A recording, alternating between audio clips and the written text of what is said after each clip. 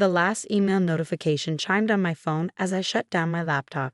Another successful day at TechVision, the software company I'd built from scratch over the past 5 years.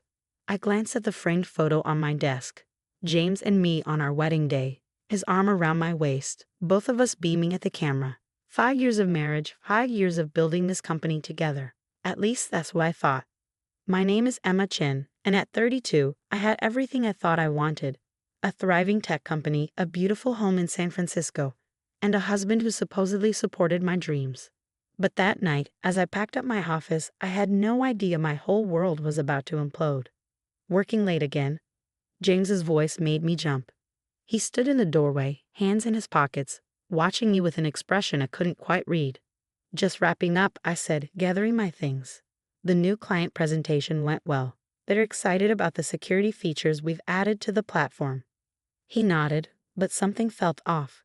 James had been acting strange lately, distant, secretive. I brushed it off as stress from work, but tonight felt different. We need to talk, Emma. His tone sent a chill down my spine. I sat back down, my heart racing. What's wrong? I'm leaving. He stated it simply, like he was announcing the weather, and I'm taking control of TechVision. For a moment, I couldn't process his words. What are you talking about? This is my company. I founded it. He laughed, a cold sound I'd never heard from him before. Oh, Emma, sweet, naive Emma. You really think you could have built all this without me? My connections? My expertise? I coded every line of that platform myself. I shot back, anger rising in my chest. I pitched to every investor. Using my network, he cut in. Face it, Emma, you're nothing without me. And now, he pulled out his phone, showing me an email. The board has voted. Effective immediately, I'm the new CEO. My hands shook as I read the email. Somehow, behind my back, James had convinced the board to vote me out. My own company, my creation, was being taken from me. How? I whispered, though the pieces were starting to fall into place. The late nights at the office, the secretive phone calls, the way he'd insisted on handling all the legal paperwork when we brought on investors. It was almost too easy, he said, smirking. While you were busy playing programmer, I was making the real moves. Building relationships, securing loyalties. They all know you're just a diversity hire anyway. The female Asian founder who makes good press. But the real power, that's always been me. I stood up, fury coursing through my veins. You can't do this. I'll fight you. With what? He laughed again. I've already transferred all our core code to my private server. The client list too. Good luck starting over with nothing. He walked over to my desk, picking up our wedding photo. You know what your problem is, Emma? You never learned to play the game. Tech isn't about code, it's about power. And you? You're powerless. The sound of glass shattering made me flinch as he dropped the frame, our smiling faces now cracked and broken on the floor. Clear out your desk by morning, he said, turning to leave. Oh, and Emma, don't bother trying to log into the system. Your access has been revoked. I stood there, surrounded by the remnants of my life's work, feeling everything crumble around me. But as I watched him walk away, something inside me hardened. He thought he'd broken me, but he'd just lit a fire. Thank you, I called after him. He paused, turning back with a confused expression. For what? I smiled, though my heart was racing. For the motivation. The next morning, I arrived early to find my key card already deactivated. Security escorted me to my office, where I silently packed my personal belongings into a box. As I walked through the office one last time, I saw the pitying looks from my former employees. People I'd hired, mentored, believed in. James watched from his new office, my old office, as I left, that smug smile still plastered on his face. He thought he'd won, that I'd disappear quietly into obscurity. He had no idea what was coming. That night, in my empty apartment, James had already moved out, leaving nothing but a divorce petition on the kitchen counter. I opened my laptop and began to code. I didn't need his stolen codebase or client list. I had something better, knowledge, determination, and a burning desire to prove him wrong. You're nothing without me, his words echoed in my head as my fingers flew across the keyboard. I was about to show him just how wrong he was. Would you like me to continue with the next part of the story? 6 months after James took everything, I was working out of a tiny co-working space in Oakland, living on savings and determination. My new company, Phoenix Tech, was starting to take shape. Instead of copying TechVision's security platform, I'd identified a gap in the market, AI-driven threat detection that could adapt and learn in real time. The irony wasn't lost on me. James had stolen my old code, but he forced me to create something better. My phone buzzed. Another email from my lawyer. The divorce proceedings were getting messy. James was trying to claim intellectual property rights to my new venture, arguing that the ideas had originated during our marriage. But I documented everything meticulously this time. Every line of code, every brainstorming session, every development milestone, all dated and timestamped after our separation. Ms. Chen. A voice pulled me from my thoughts. Lisa, my first employee, stood in the doorway of my makeshift office. Fresh out of Berkeley's computer science program, she reminded me of myself at her age. Brilliant, eager, and underestimated. The demo is ready, she said, practically bouncing with excitement. I followed her to the development area where our small team had gathered. 5 people, that's all we were. A far cry from TechVision's 100+ employees. But what we lacked in numbers, we made up for in talent and drive. Show me, I said, taking a seat. The demo was flawless. Our AI system detected and neutralized threats faster than anything on the market, including TechVision's platform. But more importantly, it learned from each attack, growing stronger and more intelligent. This is incredible, I breathed, watching the system adapt in real time. How soon until we can present to investors? 2 weeks, Lisa replied confidently. We just need to polish the interface and run final testing. I nodded, hope blooming in my chest. We had something special here, something that could change everything.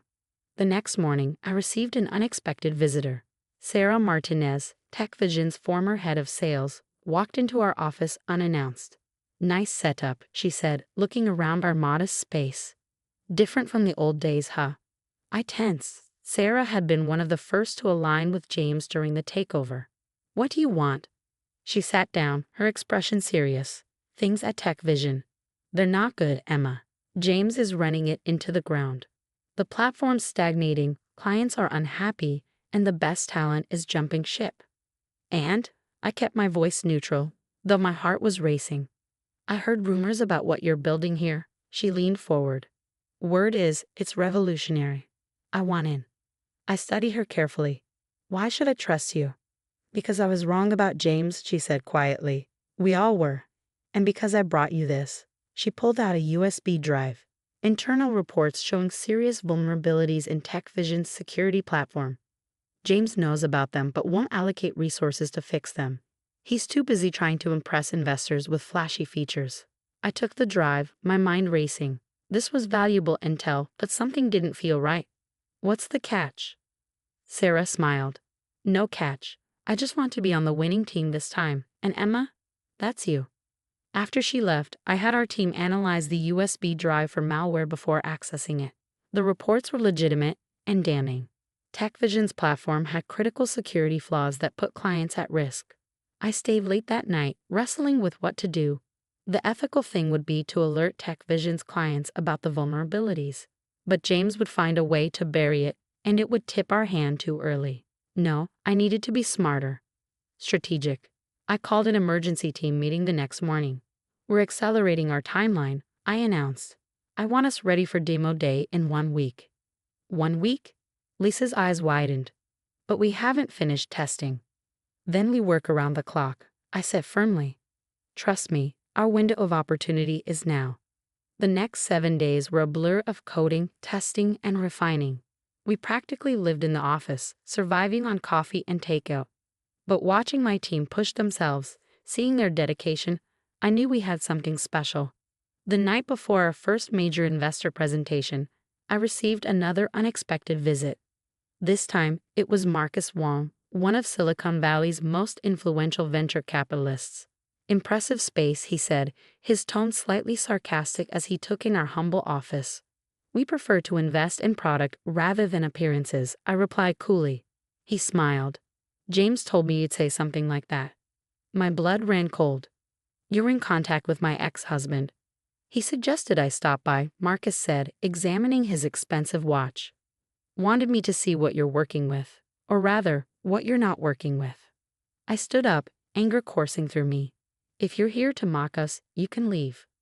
On the contrary, he said, his expression shifting. I'm here because James is worried. He's been trying to block your meetings with potential investors, spreading rumors about you.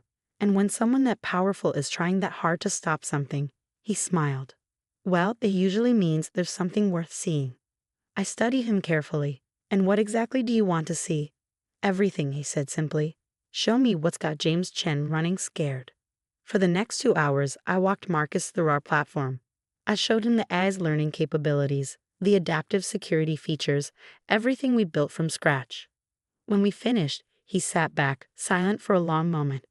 How much are you looking to raise? He finally asked. 5 million, I replied, for 20% equity. He shook his head. Not enough. You need to think bigger. He pulled out his phone, typing quickly. I'm transferring 10 million right now, for 15%. I stared at him stunned. Why? Because revenge is a powerful motivator, he said, standing up. But what you've built here, this isn't about revenge anymore. This is about revolution. As he walked out, my phone buzzed with a transfer notification. $10 million. Enough to scale, to hire, to finally compete with Tech Vision on equal footing. I immediately called Lisa. Get the team in here. We're going shopping for a real office.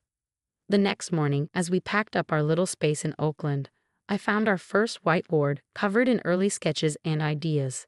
At the top, in my handwriting, nothing without him. Watch me. I smiled, taking a photo before erasing it. Phase 1 of our journey was over. Phase 2 was about to begin. With Marcus Wong's investment, Phoenix Tech transformed overnight. We moved into sleek offices in downtown San Francisco, hired top talent, and accelerated our development timeline. But the real game changer came 3 months later when the cybersecurity world was rocked by a massive data breach. TechVision's platform had failed catastrophically. A vulnerability, the same one Sarah had warned me about, left dozens of major corporations exposed. Client data was compromised, stock prices plummeted, and the tech media was having a field day. I was in a meeting when James called. What did you do? He demanded, his voice shaking with rage. I didn't do anything, I replied calmly. Your platform's vulnerabilities did this to you. You knew about them. You could have warned us. Like you warned me before stealing my company?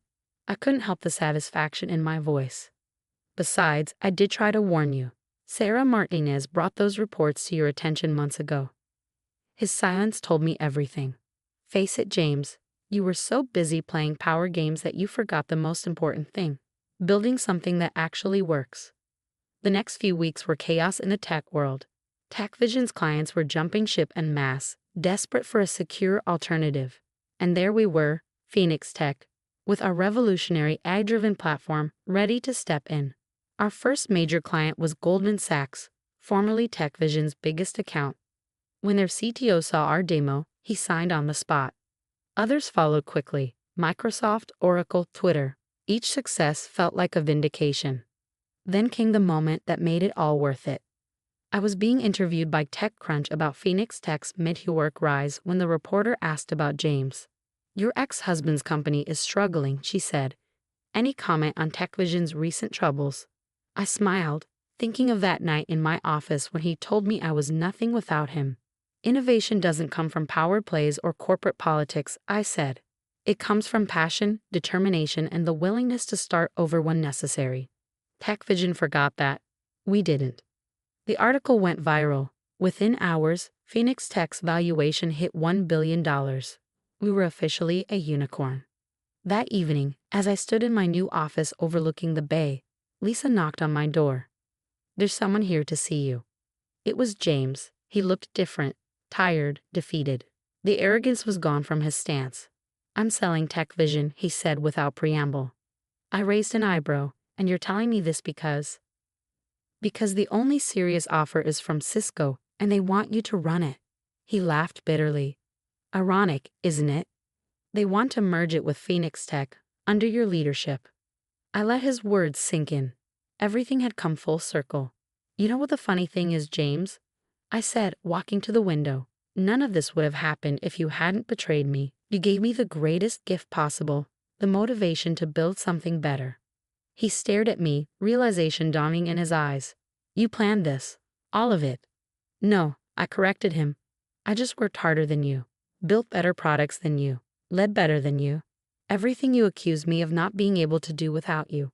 I did it, and I did it better. After you left, I called an all-hands meeting, looking out at my team, now over 200 strong. I felt a surge of pride. Phoenix Tech started as one woman's revenge story, I told them. But it's become something much bigger. We're not just a company. We're proof that sometimes the best success stories start with someone telling you you'll fail. 2 weeks later, I signed the acquisition papers. TechVision, the company that had once been stolen from me, was now a division of Phoenix Tech. The price tag? $500 million, a fraction of our valuation. James's name wasn't anywhere on the new organizational chart. That night, as I packed up my old wedding photo, the one he'd shattered, I finally felt at peace. The broken glass had been replaced, but I kept it as a reminder, not of what I'd lost, but of what I'd gained: strength, independence, and the knowledge that I was never nothing without him. I was everything without him. And that was worth more than any revenge. As news of the acquisition spread through Silicon Valley, I received hundreds of messages from women in tech, sharing their own stories of being underestimated and overlooked. Each one reinforced what I'd learned. Success isn't about proving others wrong, it's about proving yourself right. Phoenix Tech continued to grow, expanding into new markets and technologies.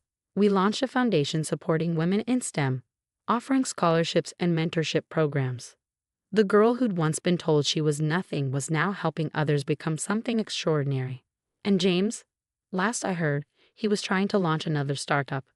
But Silicon Valley has a long memory, and some bridges, once burned, stay that way. As for me, I keep that broken wedding photo in my desk drawer. Not because I need it anymore, but to remind myself and others of an important truth. Sometimes the people who try to break you end up making you unbreakable. That's the thing about phoenixes. They don't just rise from the ashes, they soar.